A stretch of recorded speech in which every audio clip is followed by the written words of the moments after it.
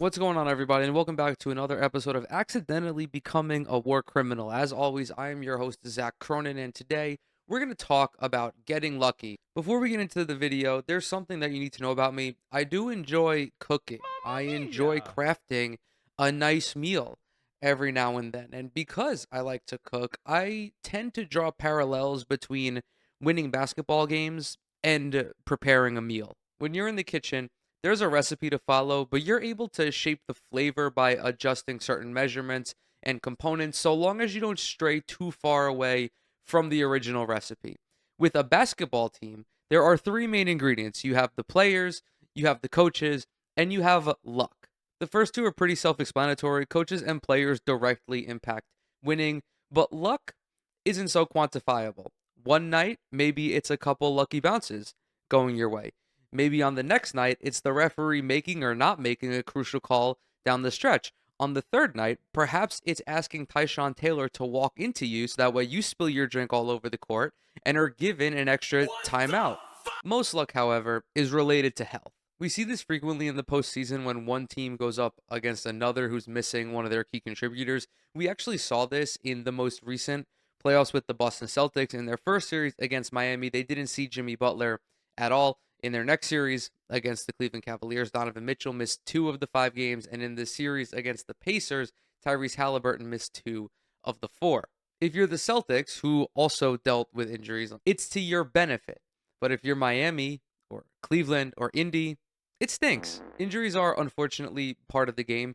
It's rare to see a player who logs considerable minutes not miss a huge chunk of games at some point in their career. LeBron James is the pinnacle of durability, and yet he's played in more than 70 games just once since joining the Lakers. While injuries are normal, it doesn't sting any less when they happen, and a single contusion to the right player can reduce a contending team into a glorified G League team. This is currently the case with the Phoenix Suns.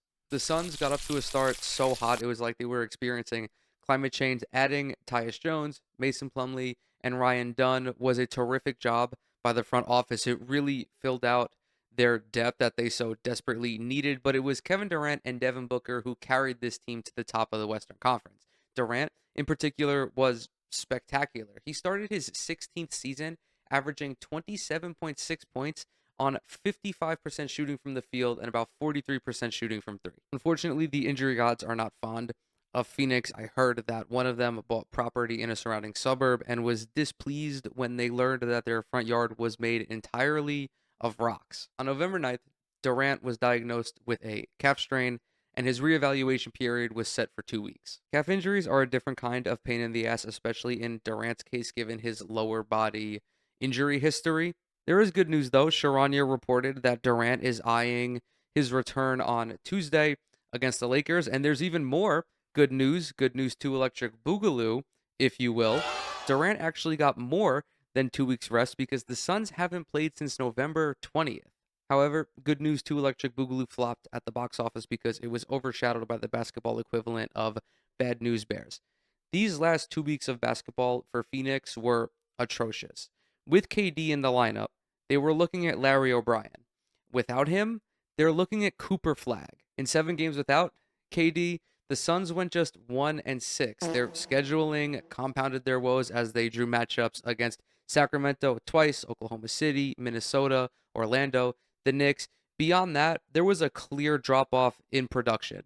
Phoenix's offensive rating fell from 114.1 to 110.7. They also dropped down to 34% from three from 38. This is to be expected when you lose one of the most talented scorers that the NBA has ever seen. And it's crucial to remember that this team was built around the big three of Durant, Booker, and Bradley Beal. Nobody is coming off that bench to rescue this offense. Admittedly, however, that regression wasn't as bad as it could have been. There was actually a more sizable fall off on defense, and boy, it's a doozy. During the later years of his career, Durant has become a much improved defender, and he's a legitimate game changer on that end, especially when there is a competent unit around him. As of right now, he's averaging 1.4 blocks per game, which leads the Suns, and he's holding his opponents to 41.1% shooting from the field. You could argue that he's Phoenix's most important defender, not from just a statistical perspective, but a schematic one as well. In an isolation context, Durant is a reliable defender thanks to his size and length, but Phoenix doesn't really defend a ton of those possessions. According to Synergy, it's just 7.6 per game. Mike Budenholzer runs a pretty modern offense that sees a decent amount of switching, and Durant is equally capable of guarding forwards and guards. This system sees him defend everybody from Kyle Lowry to Daniel Gafford. Being able to run different defenses is a great disruptor, whether it's bouncing between man and zone or even switching up your pick and roll, playing drop sometimes, blitzing, hedging. It's pretty obvious that the Suns benefited from Durant anchoring their defense. When he was healthy, they posted a defensive rating of 110.9, but when he went down, that number tanked, falling to a horrific mark of 121.1. For some context, if they maintained that mark for an entire season, that would be the worst defensive rating ever. I do understand that comparison is iffy at best because this is a remarkably small sample size and things would undeniably normalize once they adjusted to life without Kevin Durant. The hyperbole is more so just to highlight his importance to this team. We could take it a step further. In basketball, the highest percentage shot you can get is either a layup or a dunk. Generally, the closer you get to the basket, the higher percentage a shot becomes. This, of course, is all context dependent. For example, shooting a shot inside of 5 feet over Isaiah Thomas is going to be easier than shooting that same shot over Rudy Gobert. And this specific area is where Phoenix experienced a tremendous fall off. The Suns, as a team, limited their opponents to 61.3% shooting on shots inside of 6 feet. Durant personally surrendered just 48.6% shooting on shots inside of 6 feet.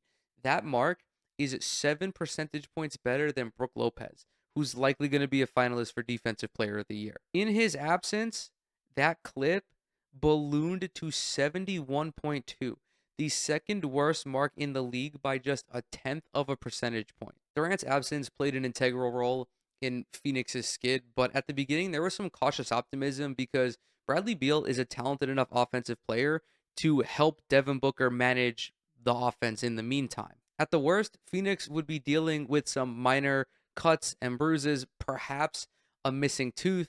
The speculation was actually reinforced following the first 2 games without Kevin Durant. On November 10th, Beal had 29 points in a 9-point loss. 2 nights later, in a win over the Jazz, he had 24 on 8 of 15 shooting. But just when you thought the Suns' shittomatic universe was out of sequels, they dropped Bad News 2, Attack of the Clones. And just like JFK's head, Bradley Beal's calf just...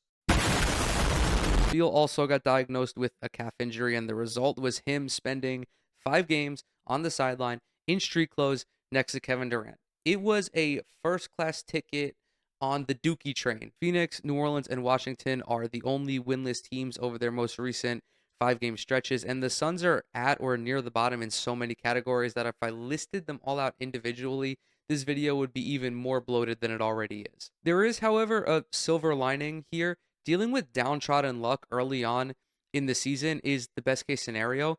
Believe it or not, at the time of this recording, the Suns are the 7th best team in the Western Conference and still maintain an above 500 record. Only 3.5 games separate them and the Thunder. If this happened in February or March, it would without a doubt fuck up the Suns' seeding, and there'd even be the potential for them to fall out of the playoff race entirely given how competitive the Western Conference is. While injuries are unlucky, sometimes there's some good luck in the timing. And with that, I'm going to go ahead and close this video out. Thank you guys so very much for coming to hang out with me today. As always, everything I'm associated with is down in the description box below. Twitter, Instagram, TikTok. Subscribe to the channel. Leave a like on this video if you enjoyed it. Drop a comment as well. It really helps out with the algorithm. If you do any of those 3 things, you will become my new favorite person. And with that, I will see y'all in the next one.